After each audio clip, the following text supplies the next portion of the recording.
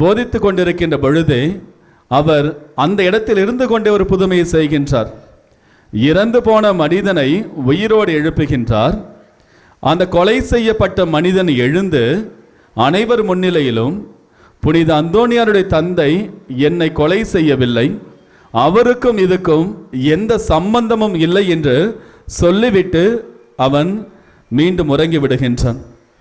இவ்வாறு புனித அந்தோனியார் துறவரத்தை அவர் அடைந்திருந்தாலும் கூட தன்னுடைய தந்தைக்கு ஒரு ஆபத்து என்ற பொழுது அவர் விட்டுவிடவில்லை.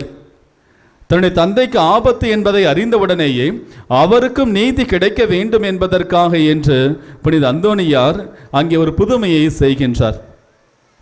அது மட்டுமல்லாமல் ஒரு மனிதன், ஒரு இளைஞன் புனித அந்தோனியாரிடத்தில் வந்து நான் என் தாயை கோபத்தில் எட்டி உதைத்து விட்டேன் என்று சொன்னதும் புனித அந்தோனியார் கோபப்படுகின்றார். கோபப்பட்டு புனித அந்தோனியார் சொல்லுகின்றார், எவன் ஒருவன் தன் தாயை எட்டி உதைத்தானோ அவன் கால்கள் வெட்டப்பட வேண்டும் என்று சொல்லுகின்றார். அதிலிருந்து நாம் தெரிந்து கொள்ள முடியும், ஒரு மகன் ஒரு மகள் தன்னுடைய தாய்க்கும் தந்தைக்கும் எவ்வளவு மதிப்பு மரியாதை கொடுக்க வேண்டும் என்பதை அவர் வலியுறுத்துகிறார் என்பதை நம்மால் புரிந்து கொள்ள முடிகின்றது. எவனாவது ஒருவன் எட்டி உதைத்து விட்டான் என்றால் அவன் கால்கள் வெட்டி எறியப்பட வேண்டும் என்று கோபத்தோடு சொல்லுகின்றார். அந்த இளைஞன் என்ன செய்து விட்டான்? அவன் பயந்துட்டு போய் நேரம் என்ன பண்ணிட்டான்? காலை வெட்டிக்கிட்டான். வெட்டிக்கிட்ட உடனே அதை புனித அந்தோனியார் கேள்விப்படுறார். கேள்விப்பட்ட உடனே மறுபடியும் அவனுடைய கால்களை சரி செய்து ஒட்ட வைத்து அவனுக்கு குணத்தை அளித்து அங்கேயும் புதுமையை நிகழ்த்துகின்றார். இவ்வாறு புனித அந்தோனியார் உறவுகளுக்கு அதிக முக்கியத்துவம் கொடுத்திருக்கின்றார். இன்னும் எத்தனையோ புதுமைகள் இருக்கின்றன. குடும்பங்களிலே அவர் செய்த புதுமைகள் நிறைய இருக்கின்றன. எனவேதான் புனித அந்தோனியாரை குடும்பங்களின் பாதுகாவலராகவும் அதே நேரத்திலே திருமண உறவுகளின் பாதுகாவலராகவும் குடும்ப உறவுகளின் பாதுகாவலராகவும் வைத்திருக்கிறார்கள், போற்றுகிறார்கள். இன்றைய நாளிலே புனித அந்தோனியார் வெறுமனை புதுமைகளை மட்டும் செய்வது கிடையாது. அவர் வெறுமனை தொலைந்து போன பொருட்களை மட்டும் கண்டுபிடித்து கொடுப்பவர் அல்ல. எல்லாவற்றையும் அவர் கண்டுபிடித்து கொடுக்கின்ற ஒரு புனிதராக இருந்து கொண்டிருக்கின்றார். இன்றைய முதல் வாசகம், இன்றைய நற்செய்தி வாசகம், இன்றைய வாசகங்கள் நமக்கு ஒரு ஆழமான கருத்தை எடுத்து வைக்கின்றன. எரேமியா இறைவாக்கினர் இன்றைய முதல் வாசகத்தில் சொல்லுகின்றார், எந்த பக்கம் பார்த்தாலும் பயமாக இருக்கின்றது, எந்த பக்கம் பார்த்தாலும் திகிலாக இருக்கின்றது. காரணம், என்னுடைய நெருங்கிய நண்பர்கள், என்னுடைய உறவினர்கள், என்னோடு இருந்து கொண்டிருக்கின்றவர்கள் நான் எப்பொழுது வீழ்ச்சி உறுவேன் என்று எனக்கு என்னுடைய வீழ்ச்சிக்காக காத்து கொண்டிருக்கின்றார்கள். நான் எப்பொழுது அழிந்து போவேன் என்று என்னுடைய அழிவுக்காக காத்து கொண்டிருக்கின்றார்கள். எனக்கு எதிராக சதி திட்டம் தீட்டிக் கொண்டிருக்கின்றார்கள். எனக்கு எதிராக எல்லா விதமான சதி செயல்களை செய்து கொண்டிருக்கின்றார்கள் என எரேமியா இறைவாக்கினர் கடவுளிடத்திலே முறையிடுகின்றார். முறையிட்டு தன்னை காக்கும்படி கடவுளிடத்திலே ஜெபிக்கின்றார். எரேமியா இறைவாக்கினர் எவ்வாறு அழுது புலம்பி கடவுளிடத்திலே முறையிட்டாரோ அதே போன்றுதான் இன்று பல குடும்பங்களிலும் நிகழ்ந்து கொண்டிருக்கின்றது. உண்மையா இல்லையா? உங்களுக்கு சதி திட்டம் தீட்டுறவன் ரொம்ப தூரத்தெல்லாம் கிடையாது, கூடவே தான் இருப்பாங்க, குடும்பத்தில் தான் இருப்பாங்க, சொந்தக்காரன் தான் இருப்பான். நீங்கள் ரொம்ப நம்பி இருப்பீங்க, ரொம்ப நம்பி எல்லாத்தையும் செய்வீங்க, எல்லாத்தையும் சொல்லி இருப்பீங்க. கடைசியாக அவர்கள் தான் உங்களை ஏமாற்றி இருப்பார்கள், அவர்கள் தான் உங்களுக்கு எதிராக சதி திட்டத்தை தீட்டி இருப்பார்கள். கடைசியில் பார்த்தா இவர் தான் நான் எல்லாத்தையும் செஞ்சதுன்னு சொல்லி மனது வெடிக்கின்ற அளவிற்கு, இதயம் வெடிக்கின்ற அளவிற்கு ஆழ்ந்த துயரத்திற்கு தள்ளப்பட்டிருப்போம்.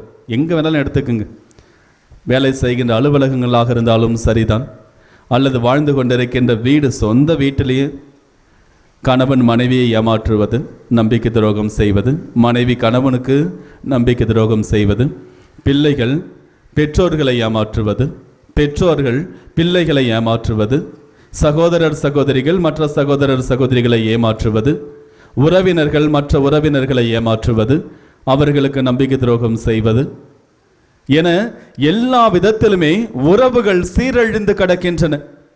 இந்த உறவுகள் எல்லாம் சீரழிந்து கிடக்கின்றன. இப்படிப்பட்ட உறவுகள் இருக்கின்ற இடத்திலே எப்படி நம்மால் இறைவனுடைய ஆசீர்வாதங்களை பெற முடியும்?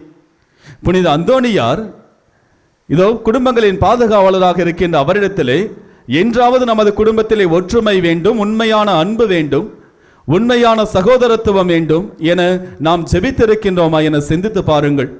இறைவன் ஒருபொழுதும் நம்பிக்கை துரோகிகளை விட்டு விடுவதே கிடையாது. ஒருவர் உங்களுக்கு எதிராக சதித்திட்டம் தீட்டுகின்றார் என்றால் அதற்கான தண்டனை நிச்சயமாக அவர்கள் பெறுவார்கள். அந்த தண்டனை அவர்களுக்கு வந்தே தீரும். அவர்கள் மனமாறாவிடில் நிச்சயமாக அதற்கான தண்டனை அனுபவிப்பார்கள். நமக்கு விவிலியத்தில் ஏராளமான எடுத்துக்காட்டுகள் கொடுக்கப்பட்டிருக்கின்றன. தொடக்க நூல் 25வது அதிகாரத்திலிருந்து நீங்கள் எடுத்து வாசிச்சிங்கனாலும் ஒரு நிகழ்வு கொடுக்கப்பட்டிருக்கும். என்ன அப்படின்னா 25, 27, 29, 33 வரைக்கும் அது அப்படியே போயிட்டே இருக்கும். அந்த நிகழ்வு என்னவென்றால், ஈசாக்கு அவருக்கு ரெபேக்கா என்கின்ற மனைவி இருக்கின்றார். அவர்களுக்கு 2 மகன்கள், ஏசா, யாக்கோபு. ஏசாவிற்கு ஈசாக்கு என்ன செய்கின்றார்? அவர் அந்த ஆசிர்வாதத்தை கொடுக்க வேண்டும் என்று முடிவெடுக்கின்றார். தலைமகன்களுக்கு தான் அந்த ஆசிர்வாதம் போகும். அதனால ஏசாவுக்கு ஆசிர்வாதம் கொடுக்க வேண்டும் என்று தன்னுடைய முதிர்ந்த வயதிலே ஈசாக்கு முடிவெடுக்கின்றார். தன்னுடைய மகனை அழைத்து தனக்கு கறி சமைத்து வருமாறு சொல்லுகின்றார். உடனே ரெபேக்கா இதெல்லாம் கேட்டுட்டு என்ன பண்ணுறாங்க? தன்னுடைய இளைய மகனுக்கு தான் அந்த ஆசிர்வாதம் போகணும் அப்படின்னு சொல்லி, யாக்கோபுக்கு இளைய மகனுக்கு தான் ஆசிர்வாதம் போகணும்னு சொல்லிட்டு இளைய மகன் யாக்கோபும் ரெபேக்காவும் சேர்ந்து ஒரு திட்டம் போடுறாங்க. திட்டம் போட்டு என்ன பண்ணுறாங்க? யாரை ஏமாத்துறாங்க? ஈசாக்கை ஏமாத்துறாங்க. ஈசாக்கை ஏமாற்றி யாக்கோபை இவர் தான் ஏசா அப்படின்னு சொல்லி அவருக்கு ஆசீர்வாதத்தை பெற்றுக் கொடுக்கிறார்கள். இங்கே யாரெல்லாம் ஏமாத்துறாங்கன்னு பாருங்க. யார்? ஈசாக்கு வந்து கணவன், ரெபேக்கா வந்து மனைவி, ஏசா அண்ணன், யாக்கோபு தம்பி. எப்படி இருக்குது பாருங்க உறவு. எப்படியெல்லாம் ஏமாற்றிக் கொள்ளுகிறார்கள், ஆள் மாறாட்டம் செய்கிறார்கள். ஆள் மாறாட்டம் செய்து யாக்கோபு ஆசீர்வாதத்தை பெற்றுக்கொள்ளுகின்றார். பெற்ற பிறகு நிகழ்வதை பாருங்கள். அது முதல் மகனாக இருந்த யாக்கோபு பயப்படுகின்றார். ஏசா எங்கே என்னை கொன்று விடுவானோ என்ற பயத்தில் இருக்கின்றார் யாக்கோபு. உடனே ரெபேக்காவும் ஈசாக்கும் சேர்ந்து என்ன பண்றாங்க? ரெபேக்காவினுடைய உறவினரான சகோதரரான லாபானுடைய வீட்டிற்கு அனுப்பி வைக்கின்றார்கள். நீ அங்கே போயிடு, தப்பிச்சு அங்கே போயிடு அப்படின்னு சொல்லி அனுப்பி வைக்கிறாங்க. அங்கே போன உடனே அவர் ஒரு வேலைக்காரனாக இருக்கின்றார். ஒரு வேலைக்காரனாக ஆடுகளை மேய்த்து கொண்டு இருக்கின்றார். அப்போ லாபான் கேட்குறாரு, நீ ஆடுகளை மேய்ச்சிட்டு இருக்கிற, உனக்கு என்ன வேணும் அப்படின்னு கேட்குறாரு. அதற்கு யாக்கோபு சொல்கிறாரு, உங்களுக்கு 2 மகள்கள் இருக்கின்றார்கள். முதல் மகள் பெயர் லேயா, 2வது மகள் பெயர் ராகேல். எனக்கு நீங்கள் ராகேலை மனம் முடிச்சு வைக்கணும் அப்படின்னு சொல்லி கேட்குறாரு. உடனே லாபான் சொல்கிறாரு, சரிப்பா அப்படின்றார். 7 வருடங்கள் என்ன பண்ணுறார் யாக்கோபு? வேலை செய்கிறார். தன்னுடைய மாமனுடைய வீட்டிலே வேலை செய்கின்றார். 7 வருடம் முடிந்த பிறகு யாக்கோபு என்ன கேட்குறாரு? 7 வருடம் முடிஞ்சிடுச்சு, எனக்கு நீங்கள் ராகேலை கல்யாணம் பண்ணி கொடுங்க அப்படின்னு சொல்லி கேட்குறார். கேட்ட உடனே அதுக்கு லாபான் சொல்கிறாரு, சரி அப்படின்றாரு. திருமண விழா ஏற்படுத்துகிறாங்க. அன்று இரவு என்ன செய்கின்றார் லாபான்? ராகேலை அனுப்புவதற்கு பதிலாக திருமண அறைக்கு அவர் அந்த இருட்டிலே லேயாவை அனுப்பி விடுகின்றார். காலையில் எழுந்திரிச்சு பார்த்ததுக்கு அப்புறம் தான் யாக்கோபுக்கு தெரியுது, என்னது ராகேல் தான் கல்யாணம் பண்ணி கூட்டிட்டு வந்து நினச்சிட்டு இருந்தா, பார்த்தா யார் இருக்கிறாங்க? லேயா இருக்கிறாங்க. உடனே போயிட்டு 29வது அதிகாரம் 25வது வசனத்தில் கேட்பார். யாக்கோபு தன்னுடைய மாமன் லாபானை பார்த்து கேட்பார், நீங்கள் ஏன் இப்படி செய்தீர்கள்? நீங்கள் ஏன் என்னை ஏமாற்றினீர்கள் என்று கேட்பார். அதுக்கு அவர் சொல்லுவார், பெரிய மகள் இருக்கும்பொழுது சின்ன மகள்லாம் கல்யாணம் பண்ணி கொடுக்க முடியாது, பெரிய மகளில் தான் முதல்ல கல்யாணம் பண்ணணும் அப்படின்னு சொல்லிட்டு அவர் சொல்லிடுவார். ஆனால் இங்கே நிகழ்ந்ததை பாருங்கள். யாக்கோபு என்ன செஞ்சார்? அவங்க சகோதரனுக்கு அவர் என்ன ஆள் மாறாட்டம் செய்தாரோ, தன்னுடைய அண்ணனை அவர் ஆள் மாறாட்டம் செய்து தான் அண்ணன் என்று சொல்லி யாக்கோபிடத்திலே ஈசாக்கிடத்திலே ஆசீர்வாதத்தை பெற்றுக்கொண்டார யாக்கோபு, அதே போன்று அவருக்கும் அங்கே நிகழ்கின்றது. லாபான் செய்கின்றார். அவர் சொல்லுகின்றார், லேயாவை எனக்கு வேண்டாம், ராகேல் தான் எனக்கு திருமணம் செய்து வைக்க வேண்டும் என்று கேட்கின்றார். லாபான் அங்கே ஆள் மாறாட்டம் செய்து லேயாவை அனுப்பி வைக்கின்றார். அங்கே யாக்கோபு ஏமாற்றப்படுகின்றார். அதனால நினைச்சுக்காதீங்க, ஒரு இடத்துல தப்பு பண்ணிட்டா நீங்க தப்பிச்சு போயிடலாம். கிடையவே கிடையாது. நீங்க என்ன தப்பு செய்றீங்களோ அது பல மடங்கா உங்களுக்கு திரும்பி வந்துதான் ஆகும். எத்தனை வருடம் வேலை செஞ்சார்? அதுக்காக 7 வருடங்கள் வேலை செய்தார். 7 வருடங்கள் வேலை செய்த பிறகு கடைசியாக என்ன பண்ணாரு? ஏமாற்றப்பட்டார். அப்போ உங்களுக்கெல்லாம் எப்படி இருக்கும் யோசிச்சு பாருங்கள். 7 வருஷம் ஒரு வேலைக்கு ஒரு விஷயத்துக்காக வேலை செஞ்சுட்டு கடைசியில் ஏமாற்றம் அடைஞ்சால் எப்படி இருக்கும்? அதுதான்.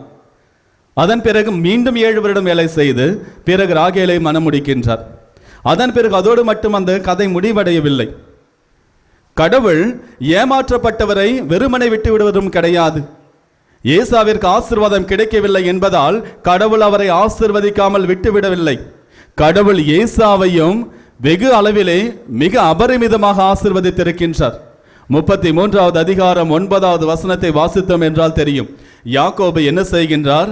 தன்னிடம் இருக்கின்ற பொருட்களை எல்லாம் எடுத்துக்கொண்டு சென்று தன்னுடைய சகோதரன் ஏசாவிற்கு பரிசாக கொடுக்க வேண்டும் என்று எடுத்து செல்லுகின்றார். அப்ப ஏசா யாக்கோபை பார்த்து கேட்கின்றார், எதுக்கு இவ்வளவு பொருள்லாம் கொண்டு வந்திருக்கிற, எதுக்காக எடுத்துட்டு வந்திருக்க அப்படின்னு கேட்கிறார். அதுக்கு யாக்கோபு சொல்றாரு, உங்களுக்கு பரிசா கொடுக்க அப்படின்னு. அதற்கு ஏசா சொல்லுகின்றார், எனக்கு இதெல்லாம் தேவையே கிடையாது, என்னிடம் இவற்றிற்கும் அதிகமான பொருட்கள் என்னிடம் இருக்கின்றன, என்கிட்ட எவ்வளவோ இருக்குது, எனக்கு இதெல்லாம் தேவையே கிடையாது, நீயே வச்சுக்க அப்படின்னு சொல்லிட்டு என்ன பண்றாரு? ஏசா தன்னுடைய சகோதரன் யாக்கோபு கொண்டு வந்த பொருட்களை வேண்டாம் என்று நிராகரிக்கின்றார். அந்த அளவிற்கு கடவுள் அவரை ஆசீர்வதித்து மேலே உயர்த்தி வைத்திருக்கின்றார். இயேசுவில் பிரியமான சகோதர சகோதரிகளை, நாம் எப்பொழுதுமே நம்பிக்கைக்குரியவர்களாக இருக்க வேண்டும். கடவுள் நம்பிக்கைக்குரியவர்களை மட்டும்தான் ஆசீர்வதிக்கின்றார். நம்பிக்கைக்குரியவர்கள் கடவுளத்தில் ஜெபிக்கின்ற பொழுது அதற்கான ஆசீர்வாதங்களை நிறைவாக பெறுகின்றார்கள். மாறாக நம்பிக்கை துரோகம் செய்பவர்களை இறைவன் தண்டிக்கின்றார். அது மட்டுமல்லாமல் இறைவன் யாரை காப்பாற்ற வேண்டும் என்று முடிவு செய்கின்றாரோ அவர்களை காப்பாற்றிக் கொண்டுதான் இருக்கின்றார். அதுக்கு அடுத்தது பார்த்தீங்கன்னா யாக்கோபுடைய வாழ்க்கையில் அந்த தொடர்ந்துகிட்டே வரும். அதுக்கு அடுத்தது யோசேப்பை என்ன செய்கிறாங்க? அவருடைய சகோதரர்களை பிடித்து சதி திட்டம் தீட்டி அவருடைய சகோதரர்கள் என்ன செய்கின்றார்கள்? யோசேப்பை எகிப்து நாட்டிற்கு அடிமையாக விற்றுவிட்டார்கள். தன்னுடைய சகோதரனை அடிமையாக விற்றுவிட்டார்கள் யோசேப்பை. யோசேப்பு எகிப்திற்கு சென்று விட்டார். அங்கே யோசேப்பு இருக்கின்றார். ஆனால் இங்கே பஞ்சம் உருவாகின்றது. மறுபடியும் இந்த யாக்கோபினுடைய புதல்வர்கள் எல்லோரும் யோசேப்பிடத்திலே செல்லுகின்றார்கள். தொடக்க நூல் 50வது அதிகாரம் 20வது வசனத்தில் அப்ப யோசேப்பு சொல்லுவார் தன்னுடைய சகோதரர்களை பார்த்து, நீங்கள் எனக்கு தீமை செய்ய நினைத்தீர்கள், ஆனால் இப்பொழுது நடக்கும் பொருட்டு எல்லா மக்களுடைய உயிரையும் காக்கும் பொருட்டு கடவுள் அதை எனக்கு நன்மையாக மாற்றிவிட்டார் என்று சொல்லுவார். நீங்க எனக்கு தீமை செய்ய நினைத்தீர்கள், ஆனால் கடவுள் அதை எனக்கு நன்மையாக மாற்றிவிட்டார் என்று. நம்முடைய வாழ்விலும் நாம் இறைவனுக்கு ஏற்றவர்களாக, இறைவன் நமக்கு ஏற்படுத்தி கொடுத்த குடும்ப உறவிலே நாம் உண்மையுள்ளவர்களாக இருக்கின்ற பொழுது இறைவன் நம்மை ஆசீர்வதிப்பார். குடும்பத்தில் உண்மையுள்ளவர்களாக உண்மையான உறவுல நீங்க இல்லை அப்படின்னா, உங்களுடைய உறவுல நீங்க நம்பிக்கைக்குரியவராக இல்லை அப்படின்னா இறைவனிடமிருந்து ஆசீர்வாதம் கிடைக்க போவதே கிடையாது. மலாக்கி இறைவாக்கினர் வழியாக கடவுள் மிக ஆழமாக சொல்லுகின்றார். எடுத்து வாசிங்க, வீட்டுக்கு போனீங்கன்னா மலாக்கி நூல் 2வது அதிகாரத்தில் 10வது வசனத்திலிருந்து 10வது வசனத்திலே சொல்லுவார், நம் அனைவருக்கும் தந்தை ஒருவர் என்றோ, நம் அனைவரையும் படைத்தவர் கடவுள் ஒருவர் என்றோ. அப்படி இருக்கின்ற பொழுது நாம் ஏன் ஒருவர் மற்றவருக்கு நம்பிக்கை துரோகம் செய்ய வேண்டும்? அந்த வார்த்தைகளை கவனிங்க. நம் அனைவருக்கும் தந்தை ஒருவர் என்றோ, நம் அனைவரையும் படைத்தவர் கடவுள் ஒருவர் என்றோ. அப்படி இருக்கின்ற பொழுது நாம் ஏன் ஒருவர் மற்றவருக்கு நம்பிக்கை துரோகம் செய்ய வேண்டும் என்ற கேள்வி எழுப்புகின்றார். பிறகு தொடர்ந்து சொல்லுகின்றார், கடவுள் சொல்லுகின்றார், நீங்கள் என்னுடைய பலிபீடத்தை காணிக்கைகளால் நிரப்பிக் கொண்டிருக்கிறீர்கள், உங்களுடைய கண்ணீரால் ஜெபங்களை எல்லாம் நிரப்பிக் கொண்டே இருக்கிறீர்கள் என்னுடைய பலிபீடத்தை. ஆனால் உங்கள் ஜெபங்கள் ஒன்று கூட கேட்கப்படாமல் இருக்கின்றன. காரணம் என்ன என நீங்கள் வினவுகிறீர்கள். காரணம் இதோ என்று கடவுள் பதில் சொல்லுகிறார். நல்லா கேளுங்க. பல நேரத்தில் நம்ம ஜெபிச்சுக்கிட்டே இருக்கிறோம், ஆனால் ஒன்றுமே நடக்கலை. ஏன்னு கேட்குறோம். கடவுள் சொல்றார், நீங்கள் என்னுடைய பலிபீடத்தை கண்ணீரால் நிரப்பிக் கொண்டு இருக்கிறீர்கள், காரணத்தை நான் சொல்லுகிறேன் அப்படின்னு சொல்லிட்டு சொல்றாரு. அந்த 14வது வசனம், உன் இளமையில் நடந்த திருமணத்திற்கு நான் சாட்சியாக இருந்தேன், ஆனால் அந்த திருமணத்திலே நீ நம்பிக்கை துரோகம் செய்து விட்டாய், எனவே நான் உன்னை ஆசீர்வதிக்க போவது கிடையாது, எனவே நான் உன்னுடைய ஜெபங்களை கேட்கப் போவது கிடையாது என்று காரணத்தை கடவுள் சொல்லுகின்றார். இயேசுவில் பிரியமான சகோதர சகோதரிகளை, கடவுளுடைய ஆசீர்வாதம் குடும்பத்திலிருந்து தான் தொடங்குகின்றது. குடும்பத்திலே ஒருவர் மற்றவருக்கு நம்பிக்கைக்குரியவர்களாக இருக்க வேண்டும். கணவன் மனைவிக்கு நம்பிக்கைக்குரியவராக, ஒருபொழுதும் நம்பிக்கை துரோகம் செய்யாத ஒருவராகவும், மனைவி கணவனுக்கு நம்பிக்கைக்குரியவராகவும் நம்பிக்கை துரோகம் செய்யாதவராகவும், பிள்ளைகள் பெற்றோர்களை ஏமாற்றாதவர்களாகவும், பெற்றோர்கள் பிள்ளைகளை ஏமாற்றாதவர்களாகவும், உறவினர்கள் ஒருவர் மற்றவரை ஏமாற்றாதவர்களாகவும், சகோதரர் சகோதரிகள் மற்றவர்களை ஏமாற்றாதவர்களாகவும் வாழ வேண்டும். அப்படி வாழுகின்றவர்களை தான் இறைவன் நிறைவாக ஆசீர்வதிக்கின்றார். யார் யாரெல்லாம் ஏமாற்றுகிறார்களோ அவர்கள் அதற்கான தண்டனையை நிறைவாக பெறுவார்கள், முற்றிலுமாக நிச்சயமாக பெறுவார்கள். அதுக்கான எடுத்துக்காட்டு தான் சொன்னேன். யாக்கோபு என்ன செஞ்சாரோ அவருக்கு அது அப்படியே திரும்பி வந்துச்சு. இன்னைக்கு பிள்ளைங்க நீங்கள்லாம் உங்கள் அப்பா அம்மாவை ஏமாத்துறீங்க அப்படின்னா நாளைக்கு உங்கள் பிள்ளைங்க அப்படி தான் ஏமாற்றுவாங்க. நீங்கள் உங்கள் அப்பா அம்மாவை ஏமாத்துறீங்கன்னா உங்கள் பிள்ளைங்க வந்து ஏமாத்துற அளவுக்குலாம் அவ்வளோ லாங்கெல்லாம் வெயிட் பண்ண மாட்டார். உடனே உன்னுடைய நண்பர்களை ஏமாற்றுவாங்க. நீ யாரை நம்பி உங்கள் அம்மா அப்பாவை ஏமாத்துறியோ அவங்களே உங்களை ஏமாத்திடுவாங்க.